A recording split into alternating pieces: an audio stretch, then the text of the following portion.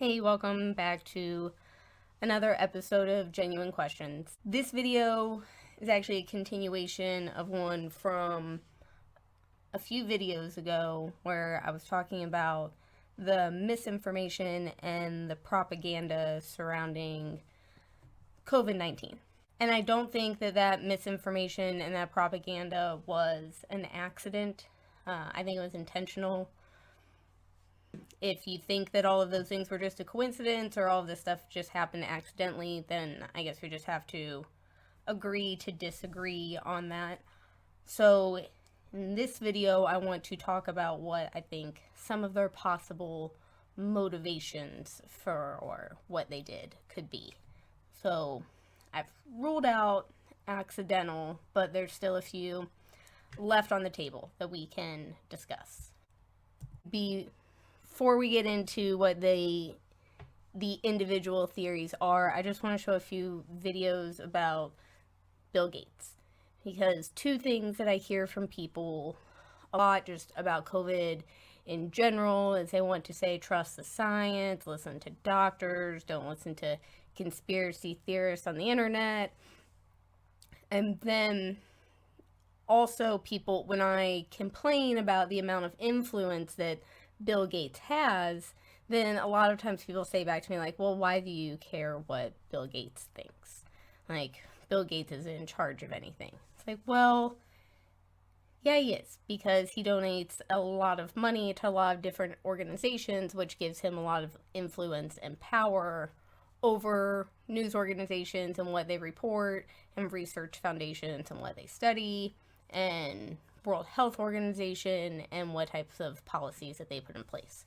So it's actually pretty important to pay attention to the things that Bill Gates says, but they're so full of it because in this first video, it's not me who's placing Bill Gates as this like conspiratorial person in charge of all of this stuff, pulling all these strings. Here he is on the news giving advice about what the country and the world should be doing to reopen after COVID. Like, why is anybody asking Bill Gates? He's just a guy with a lot of money. He dropped out of college. Like, he's not a doctor, he's not a scientist. He just has a lot of money and invests in a lot of stuff. Let's talk about where we are as a country right now, Bill. What should we be doing right now in the middle of this storm? Well, we're still in the very acute phase where strong adherence to this social distancing is absolutely key so that we get to the peak and those numbers really start to come down. So what do we need to do right now in order to reopen the country to get back to, some sort of normalcy and sort of set a new normal, whatever the new normal is? Well, I will say it's three phases. The acute phase we're in now, the semi-normal phase until we get a vaccine, and then the truly normal phase after the vaccine has protected all of us. So there Bill Gates is. This interview, I believe, was in April of 2020 when they're asking him for advice, like right at the very beginning of COVID and the pandemic.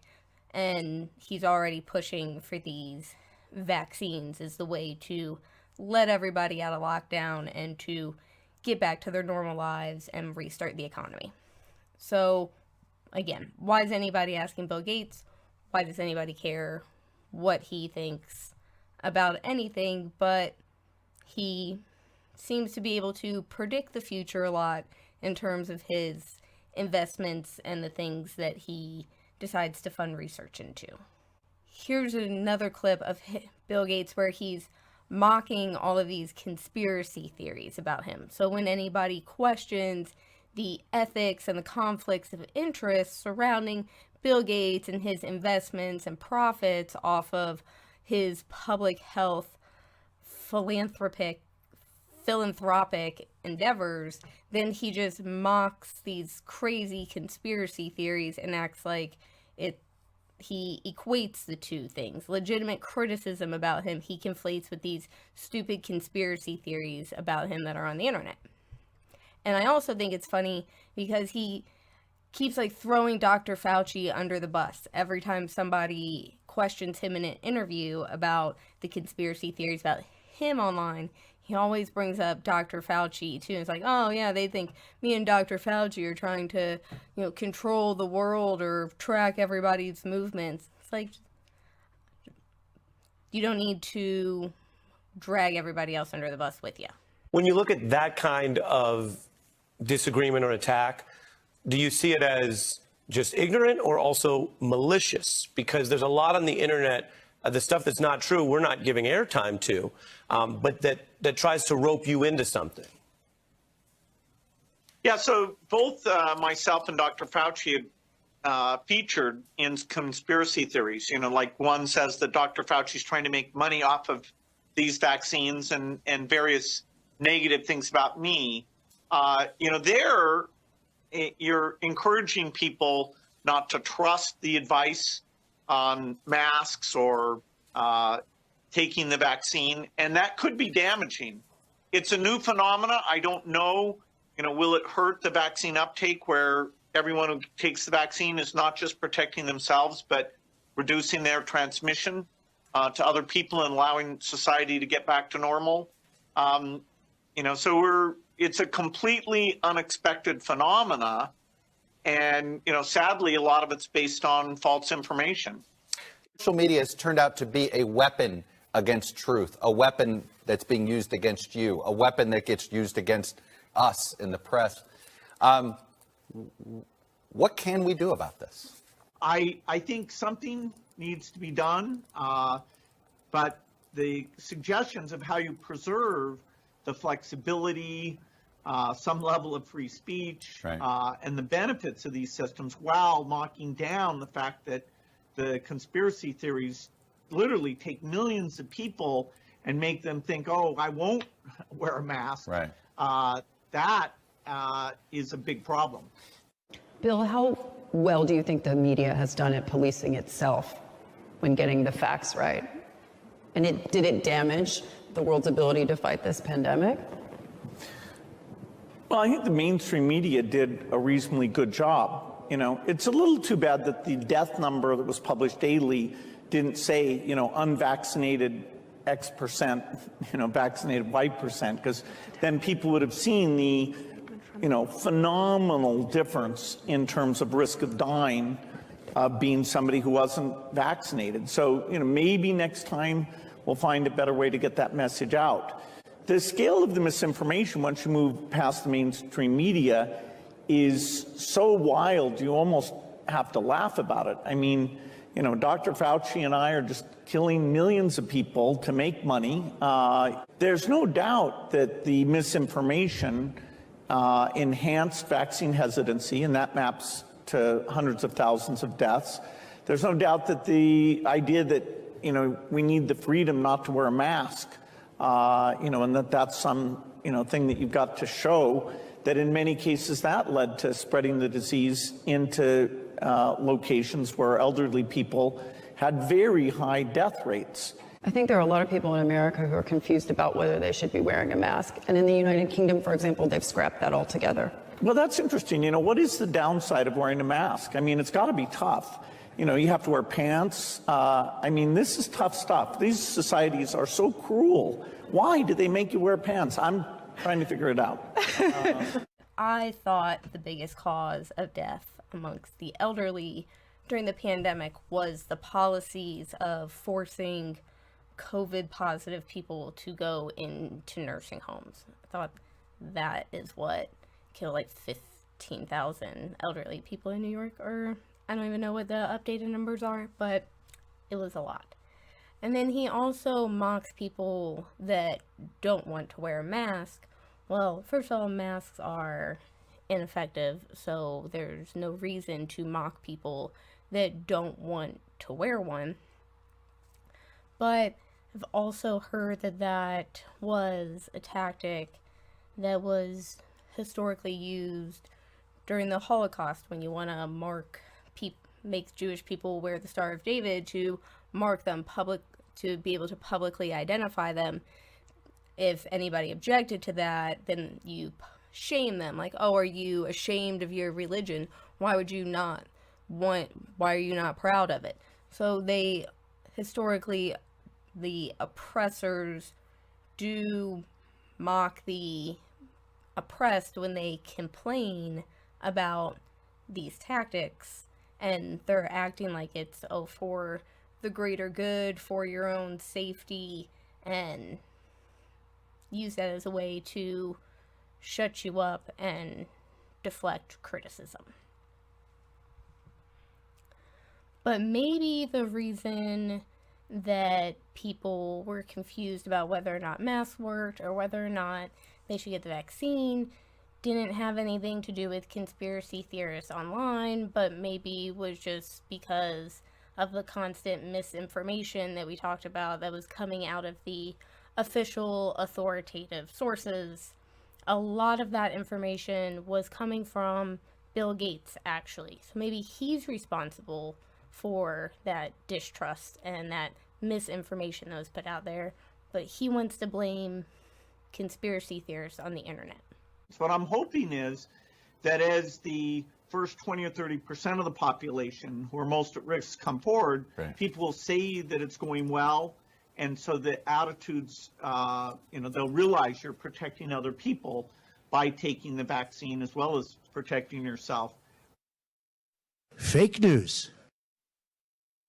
In this case, if we have a highly efficacious vaccine, 80 or 90% effective on transmission blocking, we only need to get to like 70% of the population.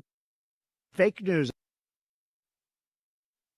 In the long run, or even as you get into next year, the vaccine will be more important. It can block transmission, Right. but you have to give the vaccine to a high percentage of the population. You are fake news. And HIV it changes a lot, which this virus does not. In fact, Okay, I think this next clip that I'm going to show you is kind of long, maybe like 8 minutes or something, if I'm thinking of the right one. It's from a Jimmy Dore episode where he talks about all of the different ways that Bill Gates is funding the media and research, academia, and the way he spreads his money around to pull the strings in a lot of influential industries. My people still operate under the belief that Bill Gates is this great guy, and that he just cares about people, and because he's a nerd, right? Now we've showed you at this show how people use their identity to hide their nefariousness, and so we found out. So I've covered this before, that Bill Gates has this. He does a lot of nefarious stuff. Like, for instance, he'll fund the medical reporting at PBS nightly news, right? The news hour. So he'll give them a big grant, and it has to be used to cover this medical stuff. And what medical stuff do they cover? Vaccine research, and then vaccine rollout, and who is also funding that? Bill Gates has got his fingers in the vaccine thing. So he gives a news show money to go to, under the guise of covering medicine or health, but they're directed to go cover the stuff that he's invested in. So that doesn't seem right. I've reported that before. Now the Mint Press News has blown the roof off this. They found out all this stuff that he's been buying media coverage, favorable media coverage through hundreds of millions of dollars. NPR, $24 million. The Guardian, $12 million. Cascade Public Media, 10. Public Radio International, 7 million. So Der Spiegel. So there it is. So that's what's happening all over the place. He's buying news space, which should be advertisements, and they're just printing it as objective news. The more money he gives away, the more money he makes, because he's contributing to initiatives advanced by, for example, big pharma companies that he's invested in, like AstraZeneca.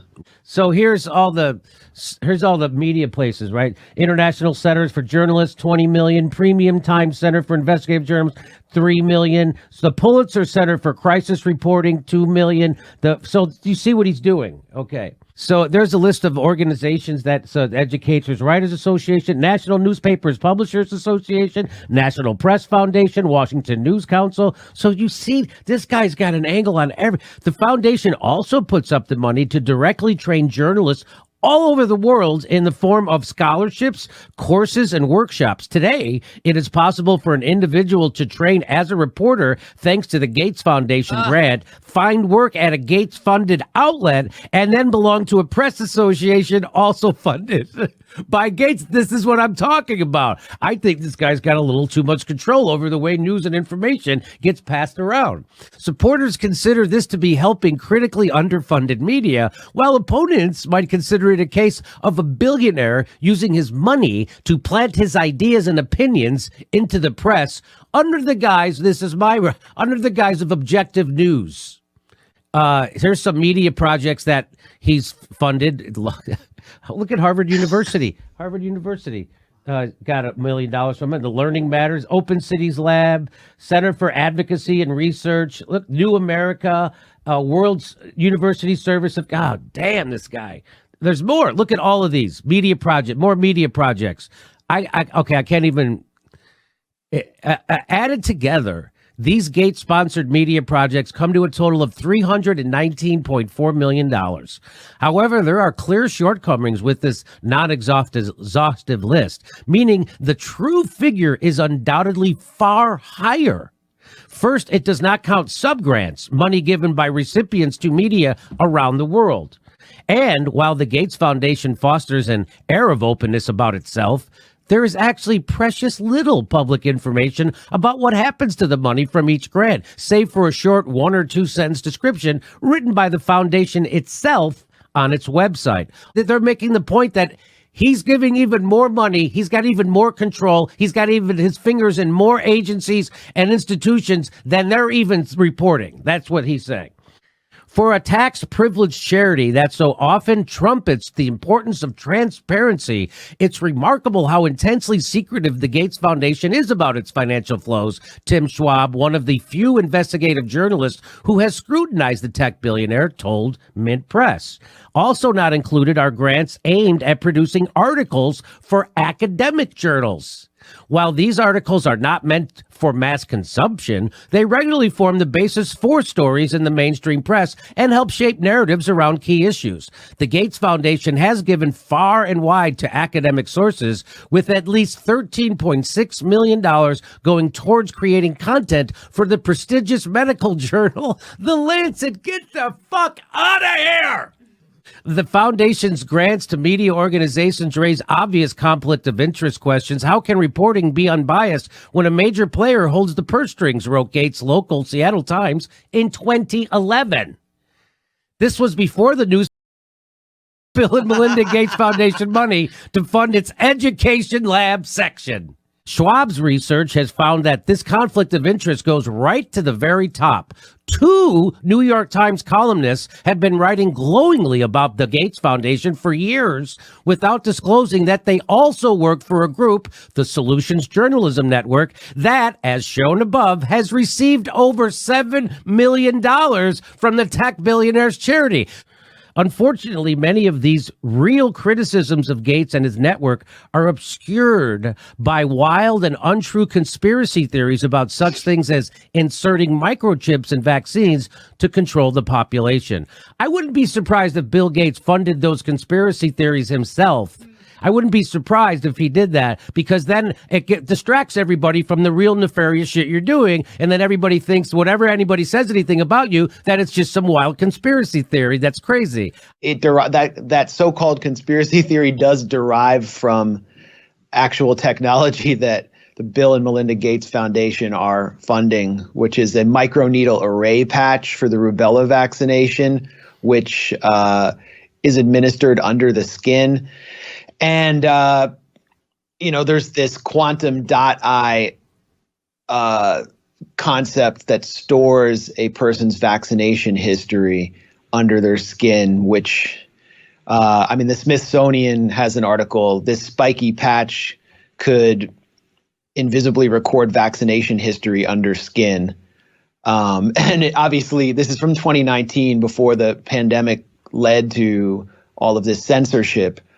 But at the early phases of the pandemic, when many people were wondering what kind of horrors would come out of it as elites like Bill Gates exploit these kind of crises to advance their exotic technologies. This was something people focused on.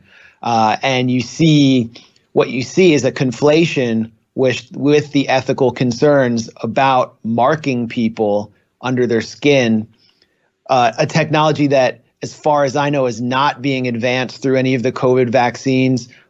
The conflation of that with microchip conspiracies in order to paint everyone who has these ethical concerns as crazy or idiotic. But we have to understand that Bill Gates is investing in some very exotic and ethically dubious technologies. So the other weird thing about Bill Gates' involvement in all of this is how he keeps acting like we were so unprepared for this pandemic. It came out of nowhere, when he's been talking about a pandemic since at least as far back as 2015. I think we're going to see in this next montage that I'm going to show you of all the times that he's talked about it, keeps predicting that there's going to be another one, and weirdly keeps saying that it's going to be smallpox, and then there just happens to be a re-emergence of smallpox after he's invested in those types of vaccines. But I digress. The point is that he keeps saying that this was unpredictable, even though we talked about in the Event 201 video that he did a simulation in October of 2019. So just like 3 or 4 months before the pandemic, they paid for and put on a simulation of what the world would do if there was a global coronavirus outbreak that started from an infected bat in China. So the scenario was exactly what their official narrative was originally. Big coincidence. So we're going to watch this video now where Bill Gates talks about how it's so unpredictable, but yet he's been predicting it for at least 5 years. What was different from your experience about misinformation in the past 2 years? I mean, you've been a target, obviously, of something like this before. Oh, this Is it poor more of farmer. the same, or have the last 2 years had a markedly different experience? No, the pandemic was completely unexpected. I'd say that Completely unexpected, even though we had been talking about it for years and years prior, saying it was coming, and then we had a simulation of it, like just a couple of months before it happened. Completely unexpected. This guy is such a fucking bullshitter. because there will be another pandemic, and there's so many lessons about how we weren't prepared, how we should have handled things differently, And you warned about this last time. Let's take a brief look at a 2015 warning you issued. if anything kills over 10 million people in the next few decades, it's most likely to be a highly infectious virus. If we start now, we can be ready for the next epidemic. I think an epidemic, either naturally caused or intentionally caused, is the most likely thing to cause, say, 10 million excess deaths. We're going to see another pandemic before we are able to beat this one. Well, we'll have another pandemic. It will be a different pathogen next time. Okay, so if you're going to look at the possible reasons for the misinformation and the propaganda surrounding COVID-19, and you rule out the incompetence or accidental, then I'm going to go through these, I guess, in the order of least nefarious to most. So first to consider is, that they could be doing this because they really think that it is the best way to protect public health. Now, I'm skeptical of that because, historically, you have things like the Tuskegee experiment, where the CDC was willing to, I've heard, actually inject black people with syphilis so they can test and see what happens to somebody if they are untreated. I guess now I'm not sure if they actually purposely injected people with syphilis and gave it to them so they had patients for the experiment, or if they just found people, black people who had syphilis, and then did not treat them and lied to them and told them that they were receiving treatment, but they weren't. But either way, their motivation was they just wanted to see what happened to people if syphilis was left untreated. And they decided to, hey, let's test this on black people to see what happens. And that was just like 70 years ago. Or, I'm sorry, not 70 years ago, in the 1970s that they were doing that. So I've never heard any reckoning or accountability for that other than Bill Clinton, like, apologized in the early 90s or something for it. So if they got away with it one time, I'm not sure why we're just blindly trusting them and taking them as authority figures this time around. But I also don't think that Bill Gates really cares about public health either, because as you'll hear him say in this next video clip, that sadly the Omicron variant was acting like a vaccine and giving people some immunity. And you notice that he says the word sadly. So he's unhappy that natural immunity is a thing. And if you're unhappy about that, then you are not somebody who has the best interest of the public health in mind. You're somebody that has the best interest of your bottom line and your vaccine investment in mind. Where would you assess where we are today in beating COVID-19? Well, sadly, the virus itself, particularly the variant called Omicron, is a type of vaccine. That is, it creates both B-cell and T-cell immunity, and it's done a better job of getting out to the world population than we have with vaccines.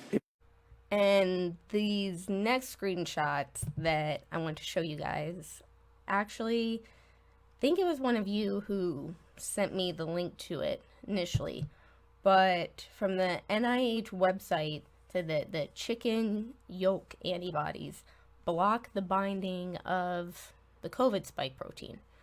So I don't know if that's a coincidence or what, that the price of eggs have skyrocketed.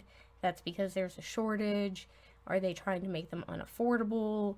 Or is the reason that there's a shortage because all these chicken farms were burning down? I know that they say it was the bird flu, but is this intentional because maybe that was a way to provide people with some natural defenses and not need the vaccine? I don't know, but interesting timing on that study. So thanks whoever sent that to me. So if you've ruled out incompetence and you've ruled out public health as your motivations, then profit seems to be something that does drive a lot of people. And so since Bill Gates brought him into it, I'm going to show you this clip of Dr. Fauci and his financial motivations for pushing the COVID narrative and the COVID vaccine. Dr. Fauci, you have an annual salary in 2020 was $434,000. You oversee over $5 billion in federal research grants. As the highest paid employee in the entire federal government, yes or no, would you be willing to submit to Congress and the public a financial disclosure that includes your past and current investments? I don't understand why you're asking me that question. My financial disclosure is public knowledge and has been so for the last 37 years or so, 35 years that I've been director. The big tech giants are doing an incredible job of keeping it from being public. We'll continue to look for it. Where would we find it? All you have to do is ask for it. You're so misinformed. It's extraordinary. Why am I misinformed? This is a huge issue. Wouldn't you agree with me that you see things before members of Congress would see them, so that there's an air of appearance that maybe some shenanigans are going on? You know, I don't think I assume that that's not the case. What are you talking about? It's not the case. My financial disclosures are public knowledge and have been so. You are getting amazingly wrong information. So what are I you cannot find them. Our office cannot find them. Where would they be if they're public knowledge? Where? It is totally accessible to you if you want it. For the public. Is it accessible to the public? To the public. Great. We look forward You to are reviewing. totally incorrect. So if Fauci has nothing to hide, then why doesn't he just give the information instead of insisting that they can just, go do Freedom of Information Act request and it's available to the public or whatever. There's another exchange between him and Rand Paul that I couldn't find the video clip of, but they're asking him about the royalty payments, like the kickbacks that he gets from the pharmaceutical companies, and at first he acts like he doesn't remember if that happens or doesn't think that happens and doesn't really know much about it. And then when Rand Paul tells him to, why don't you just release the information, then all of a sudden Fauci knows the exact law that says that he doesn't have to tell Congress that information. So it's not available to the public like he was trying to pretend in that clip. And so Fauci is super sketchy. I think that remdesivir drug that they were trying to push, I think Fauci was somehow involved and was profiting off of that. So he has a lot of financial conflicts of interest. I don't know if anybody has watched the show on Hulu, Dope Sick, where they talk about Big Pharma and the opioid crisis. But one of the things that the pharmaceutical companies was doing was they were increasing the dosage that they were having doctors prescribe to their patients to help make sure that these people got addicted. They wanted them to be hooked on these drugs so they could make money off of them. So I'm going to play this clip where they describe what the pharmaceutical companies dubbed as breakthrough pain. And they explain the process of how it works and how they were profiting off of it. And I also think it's interesting that when the pharmaceutical companies are scamming people with the opioid crisis, they call it breakthrough pain, and that's why you need to take more of their drugs. And then when the pharmaceutical companies are scamming people with the COVID pandemic, then they are called breakthrough cases, and you just need to go get another booster.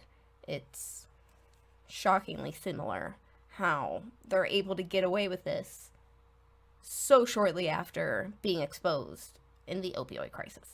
The effects of OxyContin were supposed to last 12 hours, enough for a good night's rest. However, often the effects are only present for 8 hours. Now Purdue could have done one of two things: increase the frequency of the dose, or increase the dosage and increase the potential for addiction. They did the latter. Sales reps were strictly instructed to inform doctors to increase the dosage amounts instead of the frequency. This created the perfect cycle for addiction. The increased dosage would make the patient feel the effects of withdrawal for a short period, and then they would have to take another pill to put them at ease again. This led patients down the slope of being prescribed more than they needed.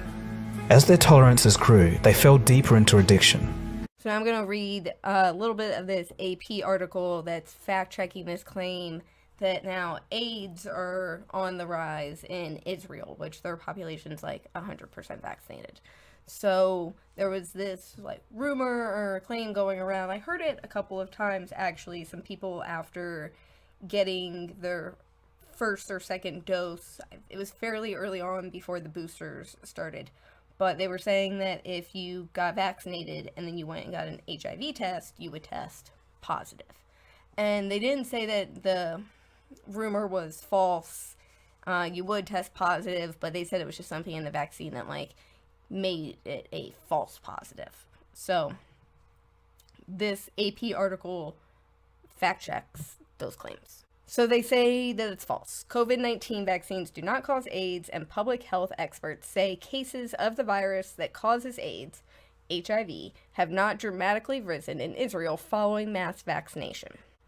So it says, in a video clip circulating widely on social media over the last week, a doctor who has promoted hydroxychloroquine as a treatment for the COVID-19 suggested that half of Israel's population now has AIDS from receiving multiple vaccine injections.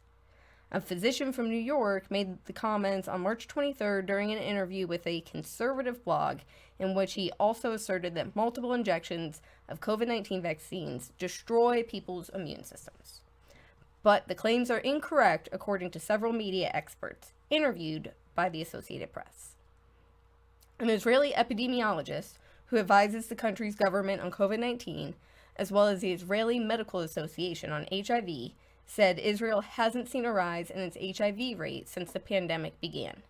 As the AP previously reported, claims that the COVID-19 vaccines damage the immune system are false.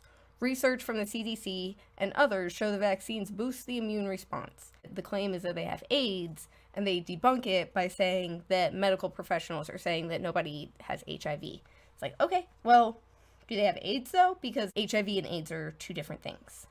What theoretically the pharmaceutical companies could be doing is destroying people's immune systems by basically, now you're getting all these boosters, so it's your immune system is artificially working.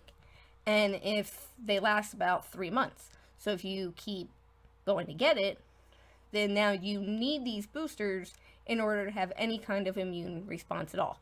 And that's what AIDS is you don't have an immune system basically anymore, so you just can't fight off a lot of diseases and illnesses. So if your immune system's not working on its own, for all like intents and purposes, like you do have AIDS. If you are a slave to Big Pharma for the rest of your entire life, because if you don't go get your booster every 3 months, then your immune system's not going to work, and the common cold could kill you, and you basically have AIDS. So could be that, but at least the AP let us know that people don't have HIV, which not the same thing. This next video here is kind of something that we've talked about before, but just about how the pharmaceutical companies have captured the government and how they can work together with the government and the media to basically, as Woody Allen said in his SNL stand-up last weekend or whenever, said that these drug cartel companies can use their influence in the media and the government to force everybody to take their products and potentially get hooked on them for life.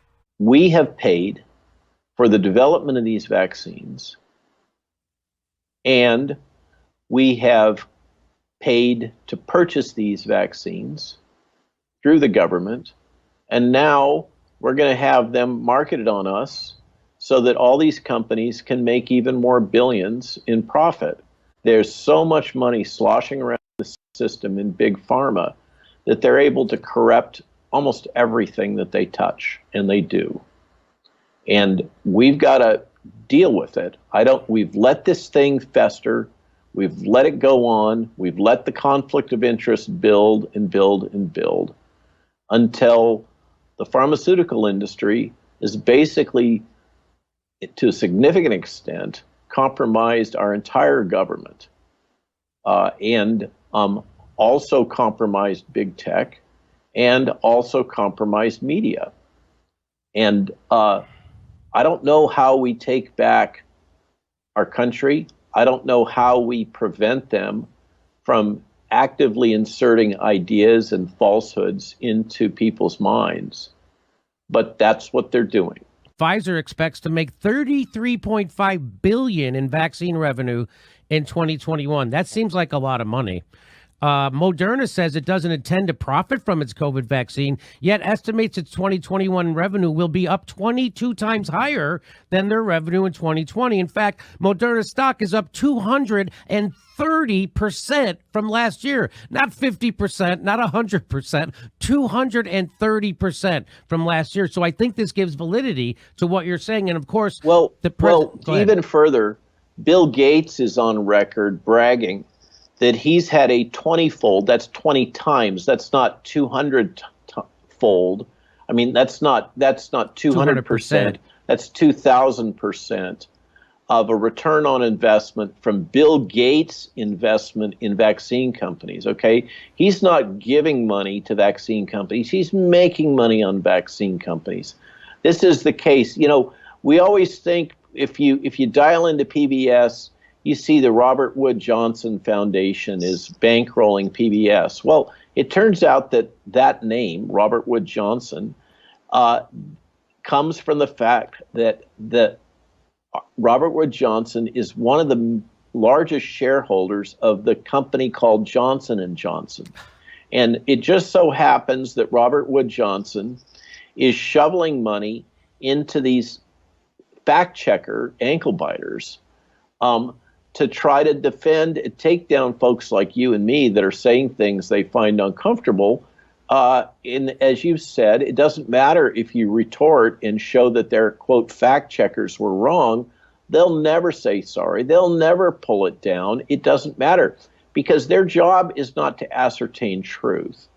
Their job is to reinforce the dominant narrative that the vaccine companies and the pharmaceutical industry want. This article, written back in 2020, in a business driven by profit, vaccines have a problem. They're not very profitable, at least not without government subsidies. Pharma companies favor expensive medicines that must be taken repeatedly and generate revenue for years or decades. Vaccines are often given only once or twice. In many parts of the world, established vaccines cost a few dollars per dose or less. So that's also something that they show in the TV show Dopesick that the pharmaceutical companies figured out. Initially, the OxyContin was just used for people like in very high levels of pain, like end of life, like last couple of days of your life. And they're like, this isn't profitable. The people who are using it like die after 2 days. We need to start convincing doctors to prescribe this to people for everyday pain. And seems like they've run into the same problem with vaccines, that you typically only get a few of these once or twice in your life, and they're not making a lot of money off of it. So what a better way to have a profit incentive than to make everybody need to get it every 3 months. And if everybody that's taken it now basically has AIDS and their immune system doesn't work without it, then they can't really decide once they're already in your little web, they can't decide that they just don't want to spend money on this anymore, that their immune system's not going to work without it. So they're stuck. And coincidentally, right around the time that the government's not going to be paying for this anymore, and it's around like your 5th dose, 3rd booster, whatever, the pharmaceutical companies are now going to hike the price of the vaccine. So it will now be about $110 to $130 per dose, according to a Pfizer executive. So right when people have had enough of these boosters to make their immune systems reliant upon needing the shots, now everybody's stuck and they can jack the prices to whatever they want. Sweet. So this next video is going to be about Bill Gates's personal and some of his more specific motivations for the different areas of expertise that he likes to donate his money to, and kind of shows how COVID created this perfect scenario where a lot of various interests of Bill Gates and investments that he's made, they all merge together in a really convenient way with the COVID pandemic. But the backstory, I think, of why Gates started doing this is fascinating. His great-grandfather was a wealthy banker, one of the wealthiest men in the Seattle area. And so he inherited millions. And his mother was sitting on the board of the United Way with the then chairman of IBM in 1980. And her son, Bill, had just started this little startup, this firm that was, pioneering software at a time and computers or computing at a time when most Americans were using typewriters still. think he founded it, Microsoft co-founded it in 1976. So she works out a sweetheart deal for IBM to give the rights to for its operating system to her son, Bill Gates, through her pal, the head of IBM. And that launches Gates as this computing impresario. Then he proceeds to, he attempts to establish a monopoly through Microsoft. And by 1998, Bill Gates is facing massive antitrust lawsuits. There's a chance that Microsoft is going to be broken up. He's pied in the face in public. The public is beginning to organize against him, including online. And so he does what his great-grandfather, Frederick Taylor Gates, told John D. Rockefeller, the monopolizing founder of Standard Oil and son of a literal snake oil salesman, to do, which is to put all of his money into charity and PR. Frederick Taylor Gates was the consigliere to John D. Rockefeller, founder of the Rockefeller Foundation, which is bound up with the Bill and Melinda Gates Foundation in advancing all of these public health initiatives that they happen to be invested in, which are highly profitable and not always very efficacious, shall we say. And he's also starting to get bad press.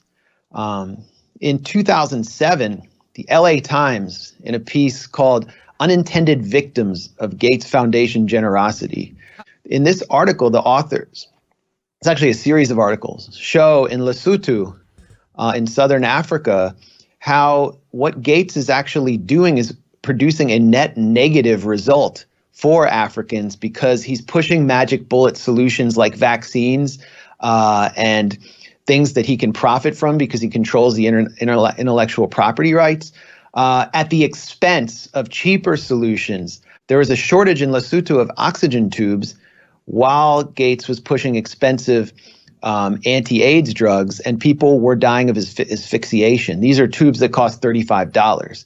And it's the whole concept of public health that Gates embraces, which is not to treat the environment and introduce sanitary solutions or better engineering or to treat the entire person to build up their immune system, to advance early treatments. It's instead magic bullets like vaccines, and it's all playing out in front of our eyes in the pandemic, which refuses to end. So Gates actually starts getting bad PR for his monopolizing practices, for his failures in Africa, which are colonial in nature. And then he figures out that the media is for sale. And it was around this time, really in the early 2000s, but around the mid-2000s when he starts earmarking all of these grants to PBS, The Guardian, and all of these other mainstream outlets. At a time, by the way, when the media was shrinking because of online media and was basically on life support, to advance, to do basically PR propaganda for his very dubious public health initiatives and his education reform initiatives, which were under attack from teachers' unions and people who actually didn't want education to be privatized. The pandemic has been like the perfect storm for Bill Gates. It's not as if he hasn't been preparing for it.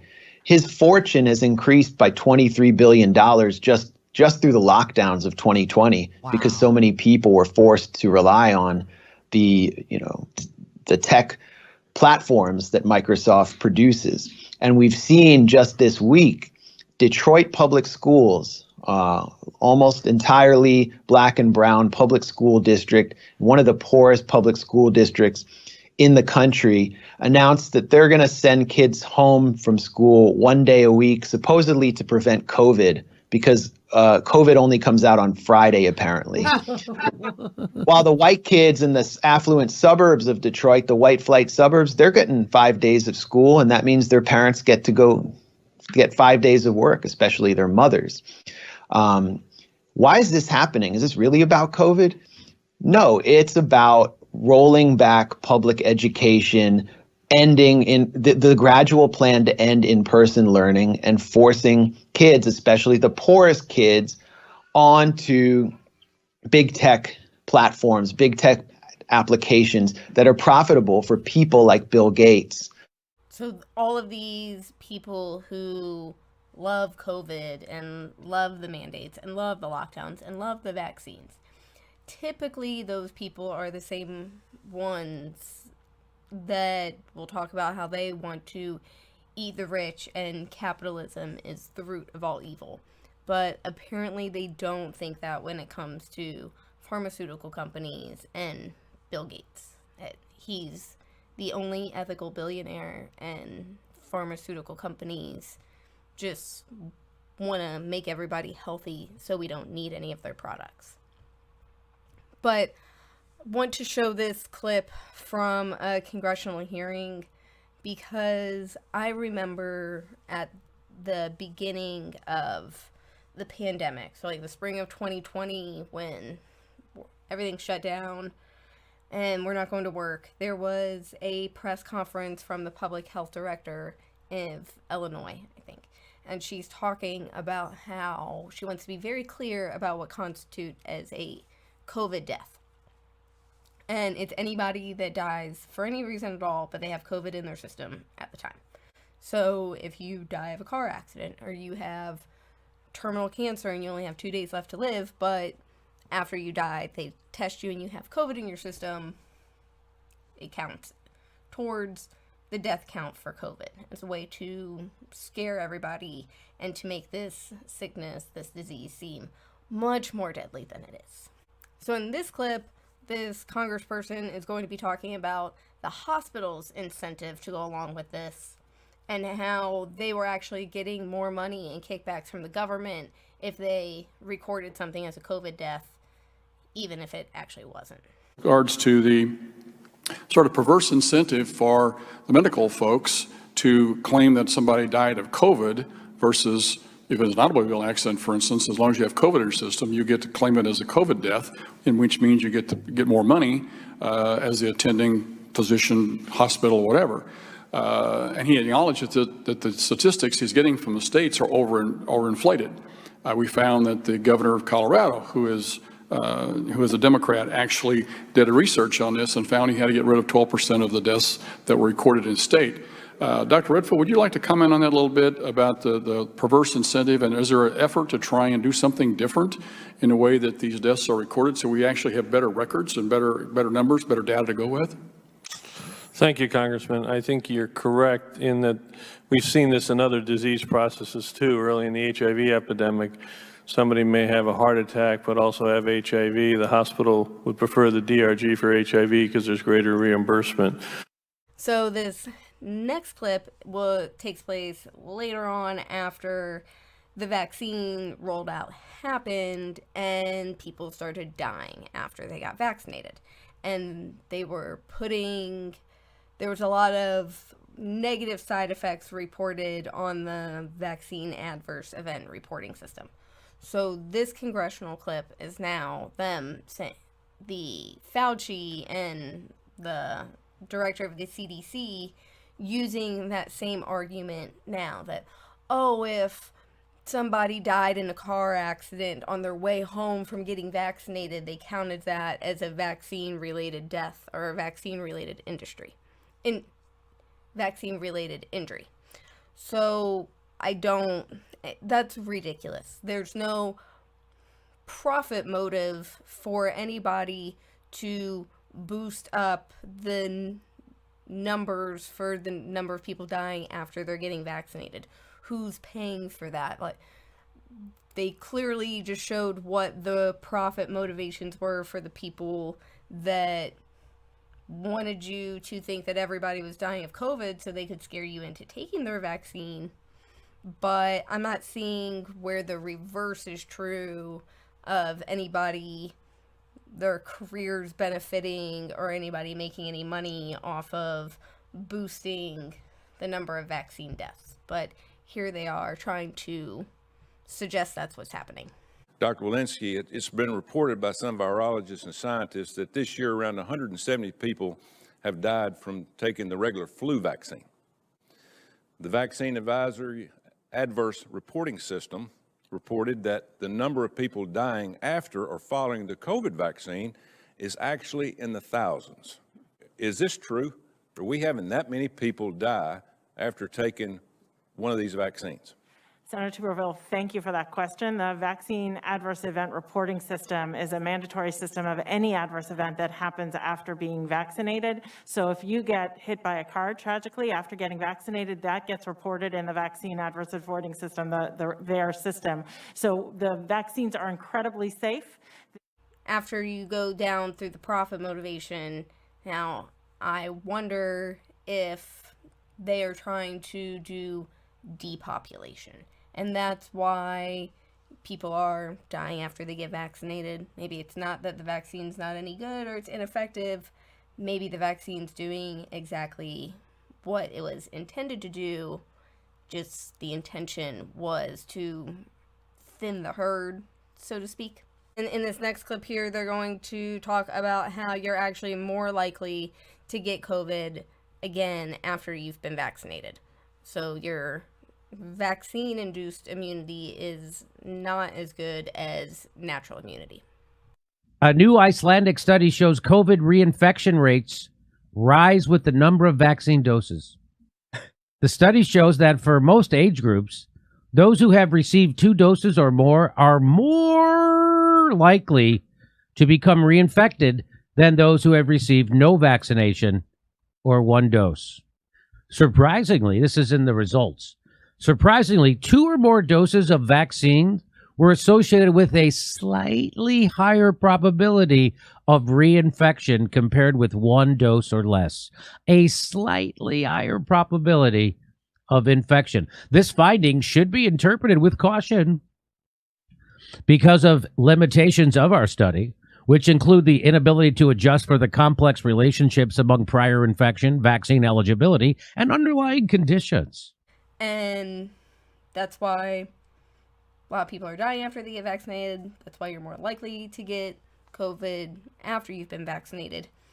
But also, because if Bill Gates is involved in something, usually it's because he has found a way to tie it into his depopulation agenda. I'm not sure how you pronounce the word, but it's basically the view that the world can only sustain a certain number of people. There's only so many resources available, so if the human population gets out of control, keeps growing exponentially like it is, then there won't be enough resources for everybody to live. So that is the justification that some people have for why you need to reduce and or limit the population. And I've talked about in a previous video that this is what Bill Gates talks about all the time. He says in a TED Talk that if we do a really good job with a vaccine rollout, we can reduce the population by 15 to 20%. So, and then when people ask him, what do you mean by that? How can you use vaccines to reduce the population if they're meant to keep people alive? His response is that by having good access to vaccines where people know that their kids aren't going to die, then they'll have less kids. So I actually have a video clip of him explaining this that I'm going to show you, where it doesn't make any sense to me, but according to Bill Gates, the reason that he's involved in public health to the extent that he is because it helps with the depopulation agenda that he is trying to push. Now, you can believe him that these methods and investments and policies that he tried to push are actually for the greater good and will do whatever good thing he's saying they're doing. And, oh, by the way, just coincidentally also help with reducing the population.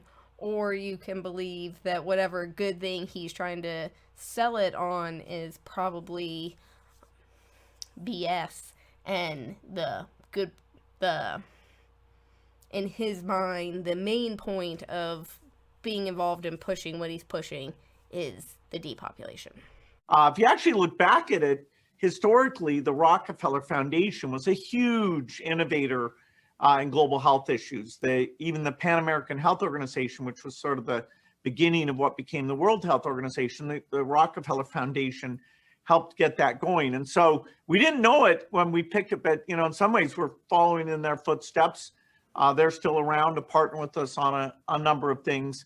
So it's, we saw that there could be just such impact, and we were a little confused about, saving millions of lives if it meant that would drive overpopulation in a way that the environment or the ability to feed and educate would be a problem. But then early in our work, we found out that as more kids survive, that families voluntarily choose to have a smaller family size. That's why there's never been a country with good health and a high fertility rate. It's always when you have lots of childhood deaths that parents have lots of kids, hoping that at least 2 will survive to support them. And so that once we got that, that it was actually in a very benign way, would also reduce some of that overpopulation, then we thought, wow, we can go full speed.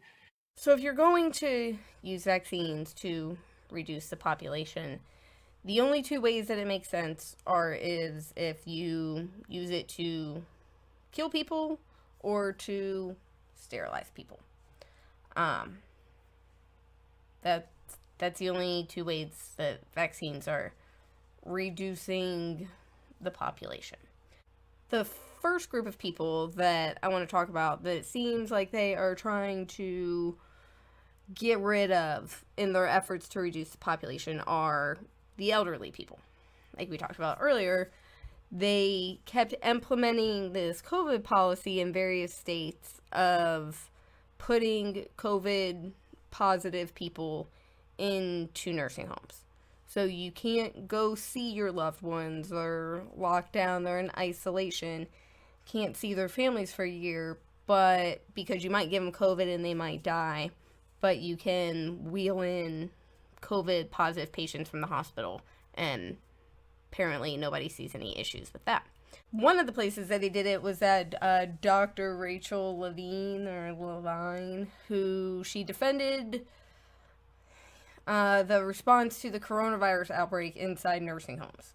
So it's Pennsylvania's health secretary defended the agency's handling of the COVID-19 outbreak inside nursing homes and personal care facilities that account for almost 70% of the state's nearly 6,600 fatalities.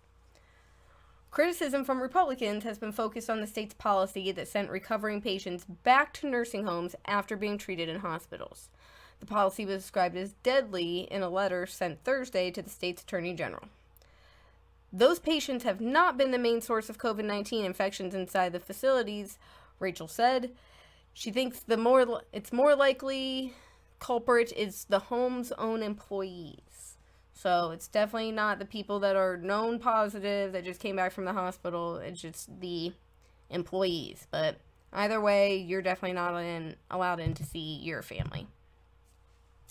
And in the midst of implementing this policy, where they are sending infected patients back into nursing homes, Dr. Rachel moved her mom out of the nursing home before implementing this policy. So it's not good enough for her mom, but it's good enough for all of your moms. She says that her mom's more than competent to make her own decisions.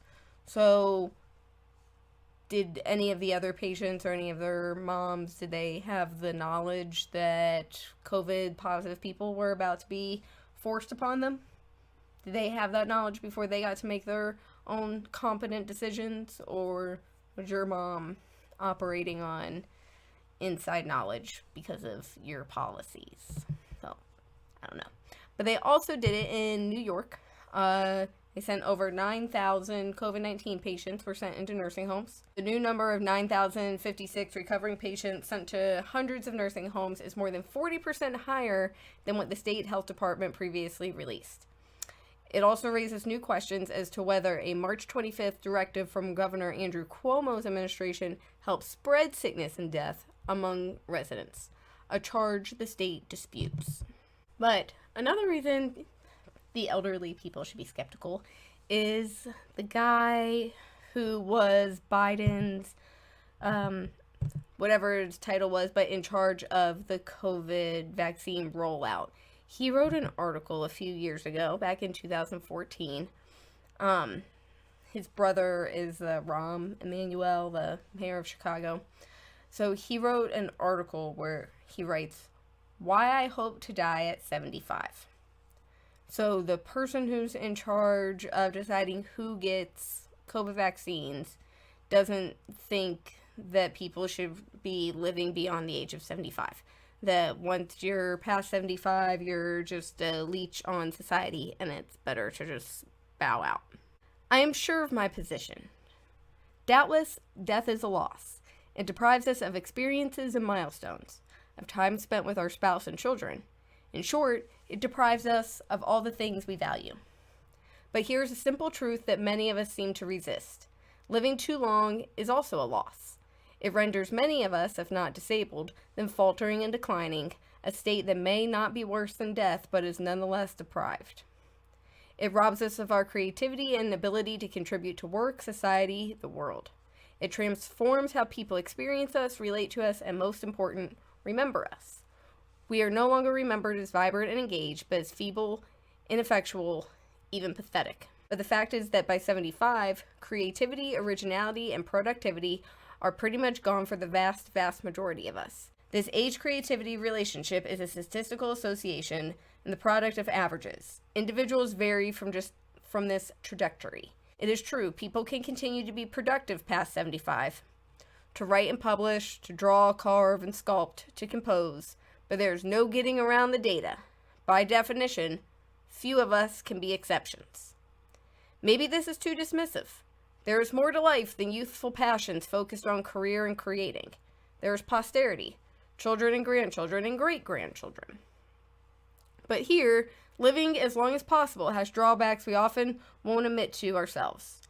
I will leave aside the very real and oppressive financial and caregiving burdens that many, if not most adults, are now experiencing. 75, that is all I want to live.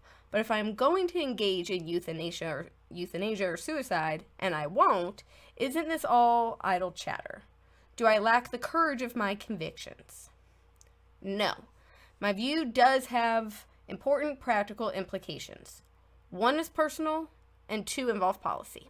Once I have lived to 75, my approach to my health care will completely change. I won't actively end my life, but I won't try to prolong it either. What about simple stuff? Flu shots are out. Certainly, if there were to be a flu pandemic, a younger person who has yet to live a complete life ought to get the vaccine or any antiviral drugs. A second policy implication relates to biomedical research. We need more research on Alzheimer's, the growing disabilities of old age, and chronic conditions, not on prolonging the dying process. So the newspaper, The Federalist, wrote an article about how Biden's advisor had all of these views about how once you're 75, you live too long and you're a drain on the healthcare system, and that's just his personal view. But USA Today is quick to point out in their fact checks that these claims are false, and it says that the Federalist article cites two pieces of his work as proof that he's against giving vaccines to the elderly. The article that I just read you, and then he also wrote in the September before the pandemic, so in September of 2019, he wrote this article for Science Magazine. And they fact-checked this by calling the guy's spokesperson and asking them if he hates old people, is going to refuse to give them the vaccine. And his spokesperson says, of course not. So that's their big fact check, and they label it false and say that it cites absolutely no evidence, not supported by their research. Even though the article that I just read you does talk about how that there are policy implications, so these aren't just his personal views. But if you go to that Science Magazine article that he wrote, he is talking about how you should implement the vaccine in phases based on somebody's life expectancy. So if it is a young person who has their whole life left to live, then they should get the vaccines before people who are elderly. So if there was somebody that wrote all these articles and had these policy positions about how short people are just economic leeches and a burden on everybody. And then a year later, they get put in charge of a vaccine program, and they're coming out and saying, oh, the first people that we have to give this to are all the short people because they're so precious. I would be very, as a short person, I would be very skeptical about how much this person actually wants to help me, and I don't think I would be lining up to take their miracle shot that hasn't been tested on anybody. But the other way that you could use vaccines to sterilize or to reduce population is to sterilize people. Again, we've talked about this in a previous video, but here's this article that's very pro-vaccine. This is the propaganda that you are seeing going out everywhere. Does the vaccine affect fertility? And this doctor says no. It's a pediatric doctor. So no, there's no evidence that COVID-19 vaccines can impair fertility. Do we have proof that people who got the COVID-19 vaccine were able to have children? And this doctor says yes. Now, I don't know how you can tell if the COVID vaccine causes infertility because it's only been, like a year. There's no long-term studies, and to my knowledge, none of these kids that they are now vaccinating have gotten to the point in life where they're ready to try to start having kids. So anybody that tells you that they know for sure that the vaccines don't affect fertility are liars, because there's no data to show it. This generation right now will be the data that they have to support it. Even the NIH website is putting out here that there were no special pregnancy concerns that showed up in the animal tests of the COVID-19 vaccines. But they didn't have any gold standard evidence of human studies on the use of vaccines during pregnancy.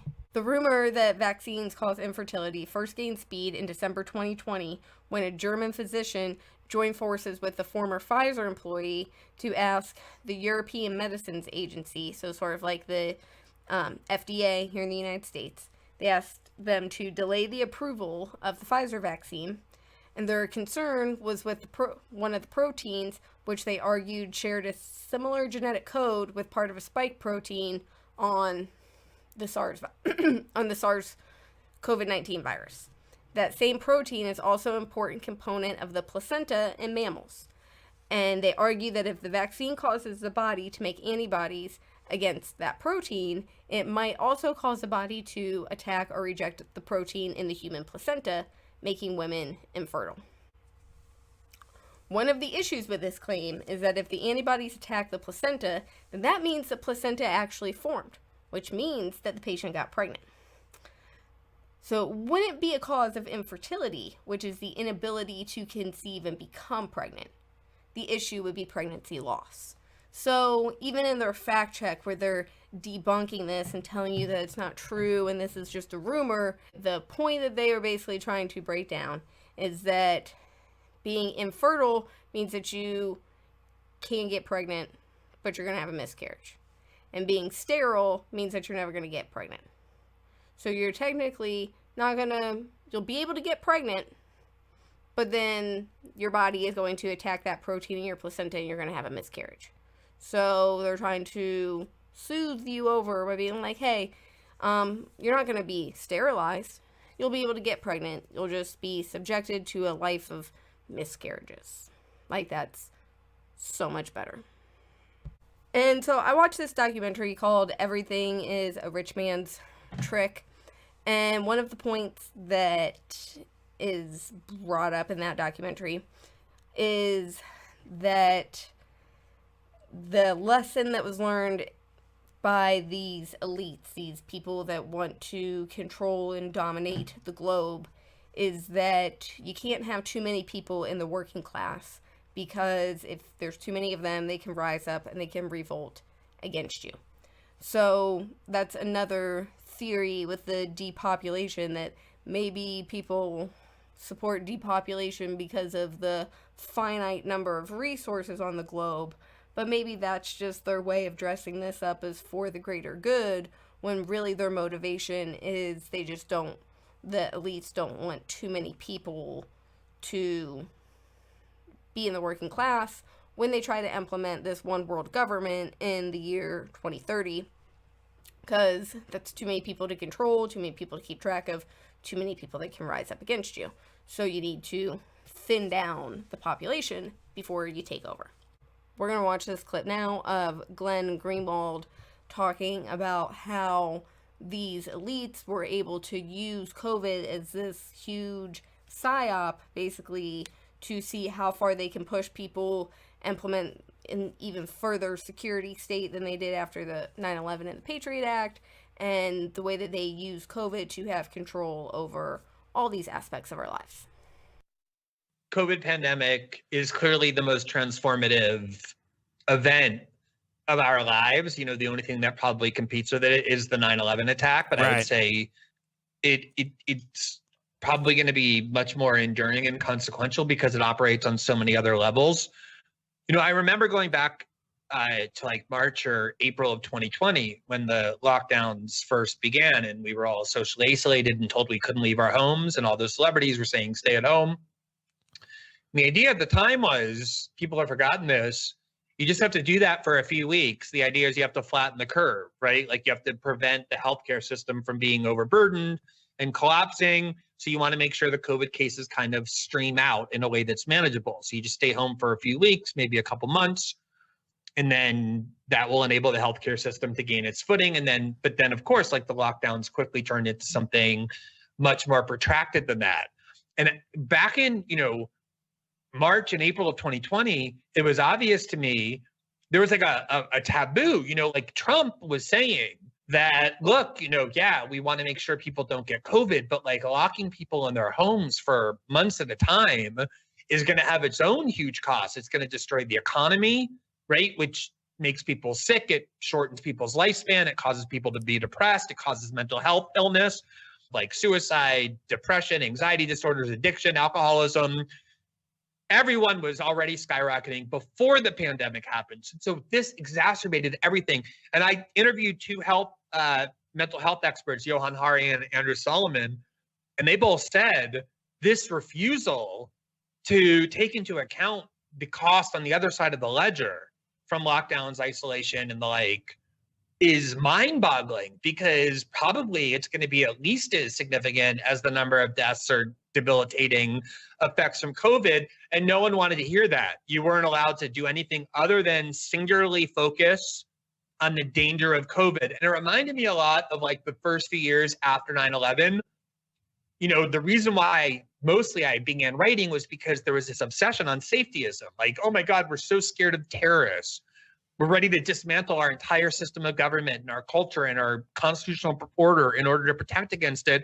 When the whole time, even at the height of terrorist activity in like 2002, 2003, the chances that you were going to die of it in a terrorist attack if you were an American was less than literally the chance that you would die by getting hit by lightning. By scaring the shit out of everybody, basically, it turned Americans into this like completely submissive, acquiescent population, so that conservatives who like 4 years earlier were like, don't come onto our land, we're going to use our guns to, we're like meekly taking off their fucking shoes at airports and doing whatever they were told. You saw this like compliance that came from this collective fear. And exactly the same thing happened with COVID, but so much worse. Not only did people just stay at home for a year, like my kids, missed an entire year of school. Like think about what that's going to do to, hundreds of millions of kids around the world. But also, Tim, I think what it really did is it centralized power in the hands of already, basically omnipotent institutions of authority, so that you are no longer allowed to even question the pronouncements of Fauci or the World Health Organization, or you would be banned from the internet. Right. And everybody was happy with that. Everybody was fine with that, even though they proved so often to be wrong. And then you had these corporate giants like Amazon and Google and, Walmart that consolidated their power so much more as small businesses just died everywhere. And so now the whole country is like a country of serfs and renters who work for like a handful of tiny corporations with no competition. Everybody's enslaved to these like monopolistic authorities and has been trained to obey authority more than ever because they've been convinced that it's the only way they can survive. So politically, culturally, psychologically, and in every other way, I think the enduring effects of this are going to be much deeper and much longer than people realize right now. So in one of my conversations in that Facebook group that I've talked about before, this was a while ago, somehow the Nuremberg Code came up, and this lady was making fun of everybody who was talking about it because, you know, we obviously didn't know anything because the Nuremberg Code, that's not a law. So we're stupid for suggesting that this COVID-19, the mandates and the rollout with the vaccine and everything was in violation of the Nuremberg Code. We're apparently stupid morons for being concerned about that because nobody actually adopted that into law. Now, what the Nuremberg Code is what they came up with after the Holocaust to ensure that nothing like that could happen to people again. So again, how stupid are we for being concerned about something like that because it's not a law? Instead of being concerned about maybe why those aren't implemented as laws, instead we're just going to mock the people who have concerns and questions about the ethics of this mass forced human experimentation. The Nuremberg Code is the voluntary consent of human subjects. It's absolutely essential. This means that the person involved should have legal capacity to give consent, should be so situated as to be able to exercise free power of choice without the intervention of any element of force, fraud, deceit, duress, overreaching, or other ulterior form of constraint or coercion, and should have sufficient knowledge and comprehension of the elements of the subject matter involved, as to enable him to make understanding and enlightened decision. This latter element requires that before the acceptance of an affirmative decision by the experimental subject, there should be made known to him the nature, duration, and purpose of the experiment, the method and means by which it is to be conducted, all inconveniences and hazards reasonably to be expected, and the effects upon his health or person which may possibly come from his participation in the experiment. The experiment should be such as to yield few fruitful results for the good of society, unprocurable by other methods or means of study, and not random and unnecessary in nature. The experiment should be so designed and based on the results of animal experimentation and a knowledge of the natural history of the disease or other problem under study, that the anticipated results will justify the performance of the experiment. So the United States, at least, violated all of that with their coercion and forcing people out of their jobs and ostracizing them from society. People were not told that the pharmaceutical companies never tested this to see it stop transmission. People were also never told that they were going to need to get boosters every 3 months. So absolutely no informed consent and lack of voluntary participation free from coercion.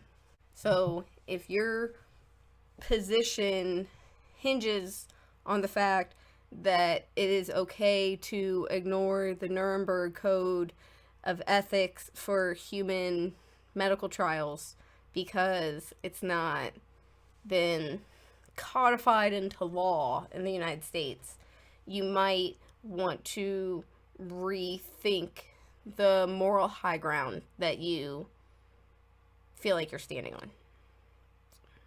So I'm going to close this video out with just a few quotes from the book 1984, and I hope you guys tune in next week for the next episode. These are complex issues where reasonable minds can perhaps differ.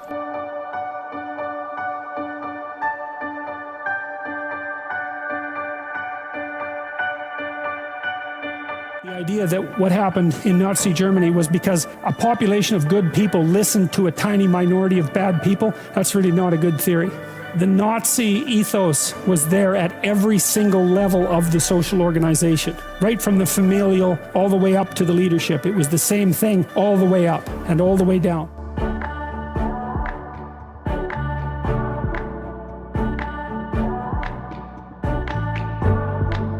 one step at a time. And that's the thing, is that you end up in very bad places one step at a time. So you've got to watch those steps. And if you do things wrong, the consequences of doing them wrong can be truly catastrophic. So whenever people are beating the victim drum, they'll cover that up with empathy. We're speaking on behalf of the oppressed. It's like, maybe you are, but maybe you're no saint. You're so sure that you're a saint and you're only speaking from the position of good.